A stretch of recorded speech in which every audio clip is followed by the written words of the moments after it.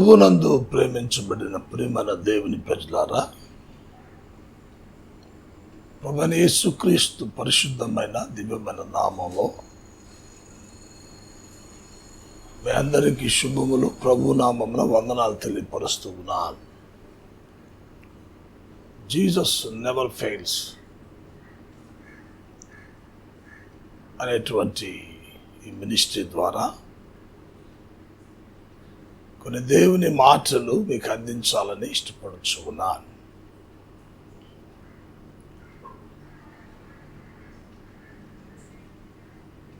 క్రైస్తవ జీవనములో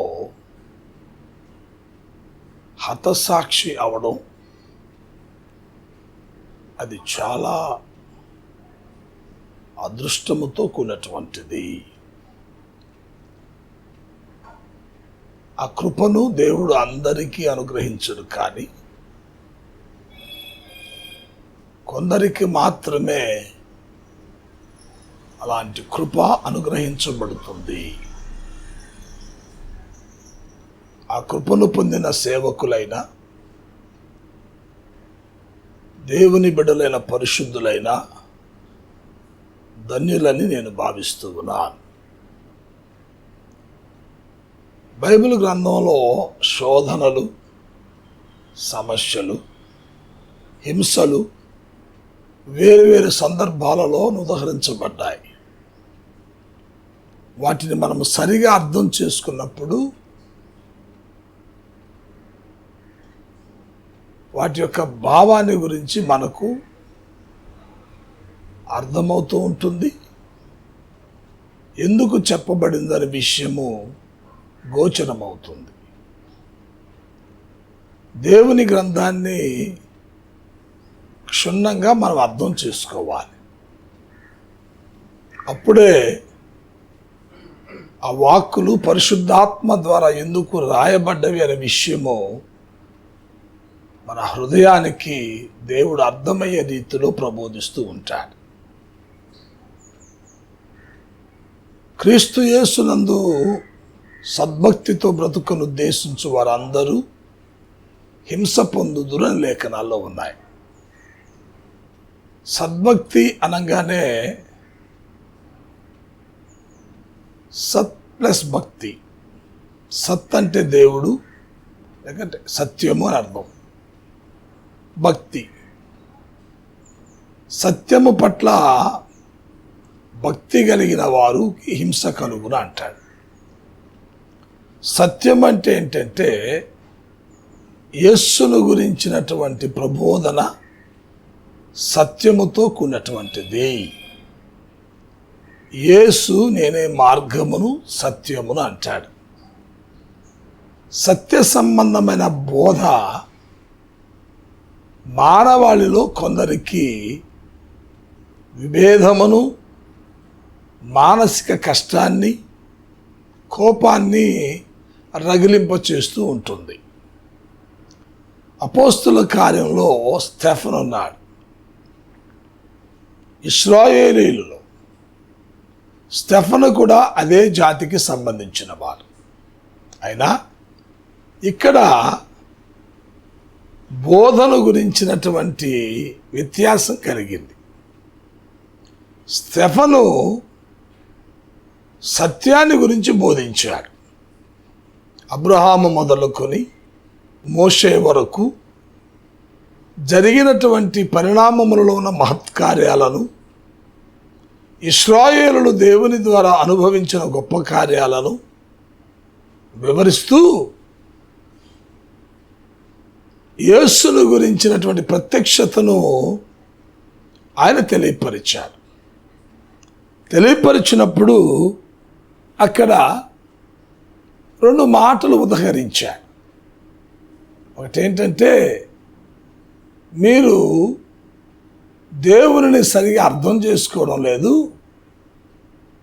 ఆయన వాక్యానికి మీరు లోబడనొల్లక జీవిస్తూ ఉన్నారు అనే విషయంలో ఖచ్చితంగా చెప్పాడు. చెప్పినప్పుడు వారి యొక్క విధానం వేరు, ఈయన చెప్పే బోధన వేరు. వారి విధానం ఏంటి? యెహోవా దేవుని యొక్క ప్రత్యక్షత, ఆ ప్రత్యక్షతలో కలిగేటువంటి సూచక్రియలను మత సంబంధమైన విధానాలకు కట్టుబడి జీవించే విధానం. అదే మార్గములో స్టెఫను కూడా బోధిస్తూ కొంచెం 2 పదాలను గట్టిగా వాడాడు. ఏమని వాడాడంటే ముష్కరులారా అంటాడు. ఈ పదం వారికి కొంచెం బాధ కలిగింది. ఎందుకు బాధ కలిగిందంటే మన పదజాలాలలో ఉన్నటువంటి భావాన్ని లోబడని వాళ్ళని వారు అర్థం చేసుకోవడం చాలా కష్టం. లోబడే మనస్తత్వం కలిగిన వారు సత్యాన్ని గ్రహిస్తారు, పరిశోధన చేస్తారు, ఏది వాస్తవికతో తెలుసుకొని ప్రయాణం చేస్తారు.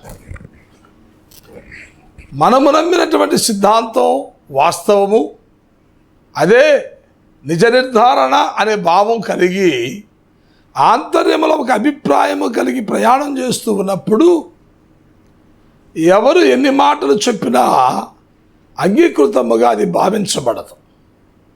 అలాంటి సమయములలో వారిని ముష్కరులారా అనే పదాన్ని ఉపయోగించినప్పుడు ఆటోమేటిక్గా వారికి హృదయంలో బాధ కలుగుతుంది.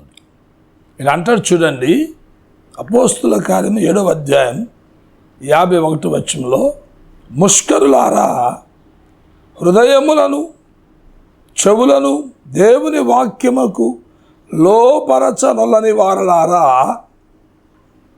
లోపరచనొల్లని వాళ్ళ అని ఇక్కడ మీరు ఎవరిని హింసించుకున్నా మానారు?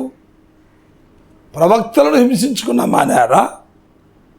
ఎవరిని హింసించుకున్నా? ప్రతి ఒక్కరిని మీరు మంచి మాటలు చెప్పిన వారిని హింసిస్తూనే ఉన్నారు కదా, బాధ పెడుతూనే ఉన్నారు కదా అనే విషయాన్ని ప్రబోధించినప్పుడు వారి మాటలు విని కోపముతో మండిపడి అతనిని చూచి పండ్లు కొరుక్కునేది అంటాడు. పరిశుద్ధాత్మ అనుభవం వేరు.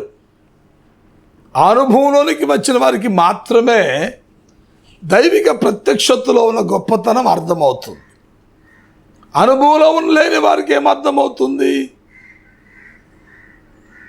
కనుక ఆటోమేటిక్గా కోపోద్రేకాలు, విభేదాలు రకరకాలుగా చలామణి అయి ఒకరి మీద ఒకరికి మత సంబంధమైనటువంటి కక్షపూరితమైన భావాలతో వారు కొన్ని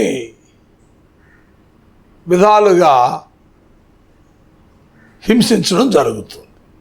ఆ హింసలలో నిజమైనటువంటి దేవుని బిడ్డలు ఎవరైతే హతసాక్షులు అవుతూ ఉంటారో వారు ధన్యులుగానే మార్చబడతారు.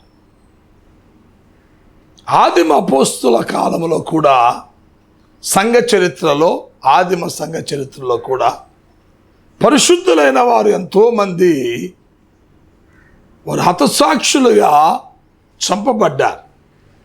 యూదులైన వారు రోమా చక్రవర్తులతో సహవాసము చేస్తూ అప్పుడే క్రీస్తును అంగీకరించేటువంటి జనాంగమైనటువంటి వారు. ఇక్కడ స్టెఫన్ దగ్గర సౌలు అనే అతను ఆ చంపబడ్డములో అతని బట్టలు తీసుకుని వచ్చి అతని పాదాల దగ్గర పెడతారు, సౌలు పాదాల దగ్గర. దాని తర్వాత సౌలును దేవుడు పౌలుగా మారుస్తాడు. అదే పౌలు ద్వారా సువార్త పరిచర్య దేవుడు మిషనరీ సందర్భంగా దేవుడు అద్భుతంగా సౌలును పౌలుగా మార్చి ఆ పౌలు ద్వారా ఎన్నో సంఘాలు కట్టడానికి స్థాపకుడుగా తయారవుతాడు. అప్పుడు యూదులకును మరియు అప్పుడు క్రైస్తత్వములో వచ్చేటువంటి వారి యొక్క విధానానికి ఎన్నో రకాలైనటువంటి విభేద దృక్పథాలు కలిగినప్పుడు యూదులైన వారు ఆ దినాలలో ఉన్న రోమా చక్రవర్తులతో సహవాసం చేసి ఈ క్రైస్తవులను హింసించడానికి ఒక గూడు పుటానాను తయారు చేసి ఆ చక్రవర్తుల ద్వారా వీరిని, దేవుని బిడ్డలైన పరిశుద్ధులను, ఆ దినాలలో ఉన్న సేవకులను బాధ పెట్టడానికి అత్యధికంగా పూనుకుంటారు. ఆ సమయంలో ఎవరు కూడా వాళ్ళు అధైర్యపడి భయపడి వెనక్కి వెళ్ళలేరు. యేసుక్రీస్తు పక్షంగా వారు ధైర్యంగా నిలబడి ఆయన రక్తాన్ని ఏ విధముగా మనుషులందరికీ కార్చాడో ఆ విషయాన్ని జ్ఞాపకం చేసుకుని ఆ జ్ఞాపకాలలో వారును చనిపోవడానికి సువార్త పక్షంగా ఇష్టపడ్డారు. అందుకనే దేవుడు ఏం చేశాడంటే, ఎంతమంది అయితే ఈ క్రైస్తత్వాన్ని అణిచివేయాలని ప్రయత్నం చేసినా కూడా ఈ క్రైస్తత్వము సమూలంగా కూకెట్ట వేళ్లతో పెకలించాలి అని హింసలను ప్రోత్సాహపరిచి ఎంతోమందిని హతసాక్షులుగా చంపడానికి ప్రయత్నం చేసి చంపినా కూడా క్రైస్తత్వం అనేది హతసాక్షుల యొక్క రక్తము ద్వారా, యేసు రక్తము ద్వారా సంఘము ఏ విధంగా కట్టబడిందో ఆ కట్టబడిన సంఘము అభివృద్ధి చెందడానికి ఈ హతసాక్షుల రక్తము ప్రతి బొట్టు అభివృద్ధికి కారణమైంది. క్రైస్తత్వం విస్తరించడానికి దేవుడు దోహదముగా ఆ సంకల్పింపచేశాడు. కనుక క్రైస్తత్వం అనేది చనిపోయేటువంటిది కాదు. ఇది చంపాలి అని ఎంతమంది ప్రయత్నం చేసినా, నాశనం చేయాలని ఎంతమంది ప్రయత్నం చేసినా, మా దేశంలో దీన్ని ఉంచకుండా చేయాలని ఎంతమంది అనుకున్నా కూడా దేవుని ప్రణాళిక ఒకటి ఉంటుంది. ఆ ప్రణాళిక ప్రకారము క్రైస్తత్వం అనేది అంచెలంచెలుగా అభివృద్ధి చెంది హింసించే కొలది విస్తారమైన క్రైస్తవులుగా లోకములో దేవుడు అభివృద్ధి పరిచేవాడని ప్రత్యేకంగా ఆదిమ సంఘ ఉదాహరణను బట్టి జ్ఞాపకం చేస్తూ ఉన్నారు. కనుక హతసాక్షులు అనేవాళ్ళు పరిశుద్ధులైన వారు, సత్యానికి నిలబడిన వారు, వారి హృదయాలలో పవిత్రత కలిగిన వారు, దేవుని కొరకు మేము ఏమైనా పర్వాలేదు అనుకుని జీవించేటువంటి వారు హింసలు అనుభవించిన హతసాక్షులైన వారిని బట్టి సంఘం అభివృద్ధి చెందుతుంది, క్రైస్తత్వం వర్ధిల్లుతూ ఉంటుందని జ్ఞాపకం చేస్తూ ఉంటారు. ఎందుకంటే వారి రక్తపు బొట్టుకు దేవుడు అంత విలువను అనుగ్రహించేవాడిని జ్ఞాపకం చేస్తూ ఉన్నారు. కొందరు భక్తి లేనటువంటి జనాంగం అనవసరమైనటువంటి విభేదాలలో తలదూర్చి పబ్లిసిటీ కొరకు, భక్తి లేకుండా, దైవిక ప్రత్యక్ష అనుభవం లేకుండా, ధన సంపాదన ఆర్జనగా పెట్టుకొని దేవుని అడ్డం పెట్టుకుని బ్రతికేటువంటి వారు కొందరు జీవనాల్లో వారు చంపబడినా కూడా వారికి ఎలాంటి విలువ అనేది అనుగ్రహించబడుతుందో అది దేవునికి మాత్రమే తెలవాలి. రెండు విషయాలు చెప్పి ముగించేస్తా. ప్రకటన గ్రంథం పెర్గము సంఘాన్ని గురించి, ఆ సంఘములో ఉన్నటువంటి పరిస్థితిని గురించి క్షేమంగా ఇక్కడ మనతో మాట్లాడుతాడు. ఇక్కడ గమనించండి,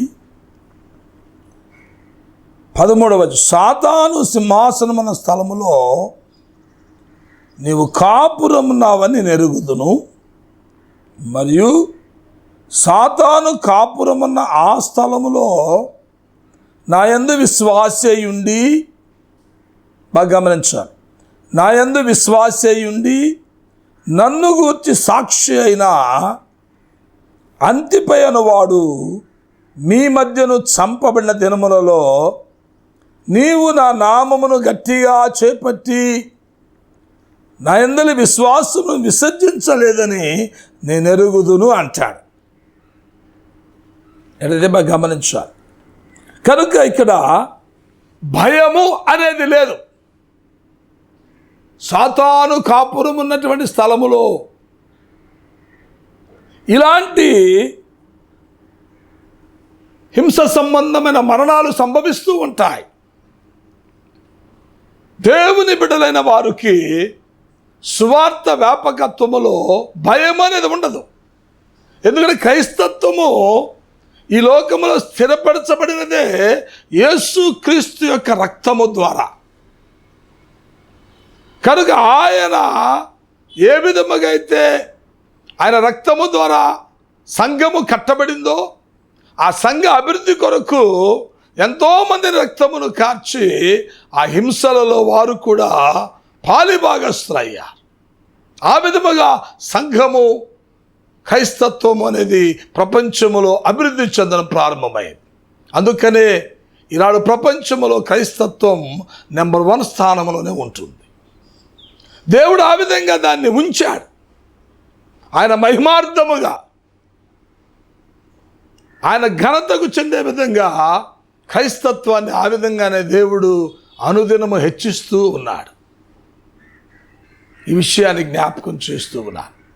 కనుక మనం చేయవలసింది ఏంటంటే, మన విశ్వాస్యతను, దేవుని పట్ల నమ్మకాన్ని, దేవుని పట్ల ఉన్నటువంటి ఆ దైవముతో కూడా సహవాసాన్ని ఎల్లప్పుడూ మనం అభివృద్ధి చేసుకుంటూ ఇలాంటి హింసలలో కూడా అధైర్యపడకుండా క్రీస్తు సువార్త నిమిత్తం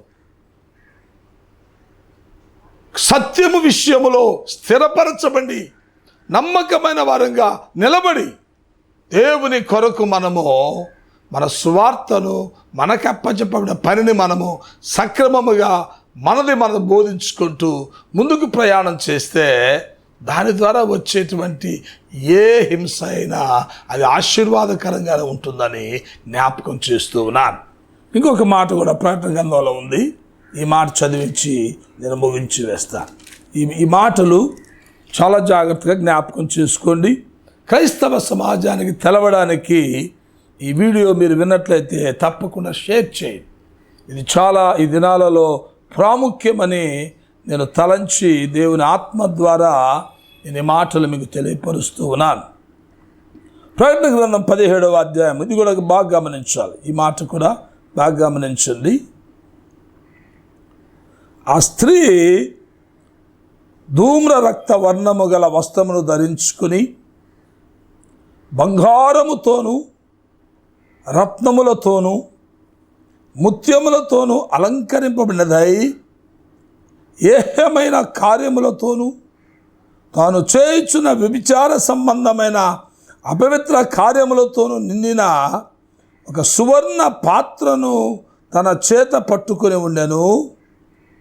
దాని నొసట దాని పేరు ఇలాగు వ్రాయబడి ఉండెను: మర్మము, వేశ్యలకును భూమిలోని ఏహమైన వాటికి తల్లి అయిన మహాబబులోను అంటాడు.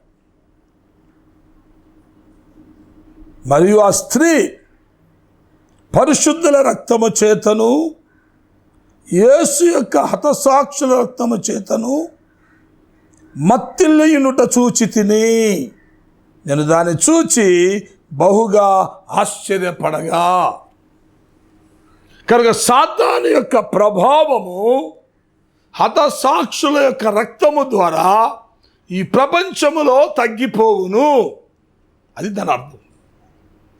కనుక పరిశుద్ధుల రక్తము, హతసాక్షుల రక్తము చేత ఆ భయంకరమైనటువంటి ధూమ వర్ణ ప్రభావము గల బంగారముతో నిన్నటువంటి ఆ స్త్రీ ప్రభావము, సాతాను ప్రభావము మత్తిల్లియుట చూచి తిని అంటాడు. అంటే శక్తిహీనురాలవును. సాతానుడు సంపూర్ణంగా శక్తిహీనతలోనికి పరిశుద్ధుల రక్తము ద్వారా, మరి హతసాక్షుల రక్తము ద్వారా దేవుడు సాతాను బలమును అణిచివేయును. ఎందుకంటే దేవుని బిడ్డలు ఎంతోమంది ప్రార్థన చేస్తారు.